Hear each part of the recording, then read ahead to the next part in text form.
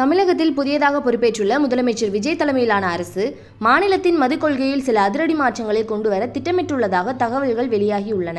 அதன் ஒரு பகுதியாக தற்போது இரவு 10 மணி வரை இயங்கி வரும் டாஸ்மாக் மதுக்கடைகளின் விற்பனை நேரத்தை குறைக்க பரிசீலனை செய்யப்பட்டு வருகிறது. தேர்தல் பிரச்சாரத்தின் போதே தமிழக வெற்றி கழகம் படிப்படியான மதுவிலக்கு என்ற கொள்கையை முன்வைத்தது.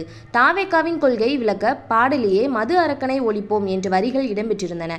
இந்நிலையில் முதலமைச்சராக பதவியேற்ற முதல் நாளிலேயே மது விற்பனை நேரத்தை குறைப்பதன் மூலம் தனது தேர்தல் வாக்குறுதியை நிறைவேற்றும் பணியை விஜய் தொடங்கியுள்ளதாக கூறப்படுகிறது. தற்போது மதியம் 12 மணி முதல் இரவு 10 மணி வரை கடைகள் இயங்குகின்றன. இதனை மாற்றி இரவு 8 மணிக்கே கடைகளை மூட அரசு ஆலோசித்து வருகிறது. முதற்கட்டமாக மக்கள் நடமாட்டம் அதிகமுள்ள பகுதிகளில் உள்ள கடைகளை மூடவும் பின்னர் ஒட்டுமொத்தமாக எண்ணிக்கையை குறைக்கவும் திட்டமிட்டுள்ளது.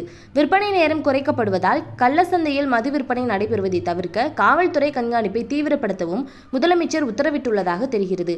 அரசின் இந்த உத்தேச முடிவிற்கு பெண்கள் மற்றும் சமூக ஆர்வலர்களிடையே பெரும் வரவேற்பு கிடைக்கலாம்.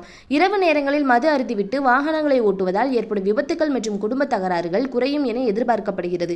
இருப்பினும் மது விற்பனை மூலம் கிடைக்கும் வருவாய் குறையும் என்பதால் அதனை ஈடுகட்ட மாற்று வருவாய் ஆதாரங்களை அரசு கண்டறிய வேண்டிய கட்டாயத்தில் உள்ளது. இது குறித்த அதிகாரப்பூர்வ அறிவிப்பு நாளியாக வாய்ப்புள்ளதாக கோட்டை வட்டார தகவல்கள் தெரிகின்றன. தமிழகத்தை போதையற்ற மாநிலமாக மாற்றுவதே தனது இலக்கு என முதலமைச்சர் விஜய் ஏற்கனவே அறிவித்துள்ள நிலையில் இந்த நேர குறைப்பு நடவடிக்கை அதன் முதல் வெற்றிகரமான நகர்வாக பார்க்கப்படுகிறது.